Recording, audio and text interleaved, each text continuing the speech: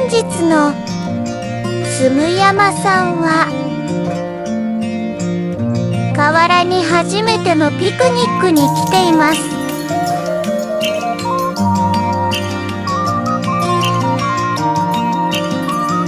初めて見る河川敷の公園の景色、いろんなものが目新しい。世界はこんなに広かったのか。しかし好奇心よりも恐怖心の方が勝っています。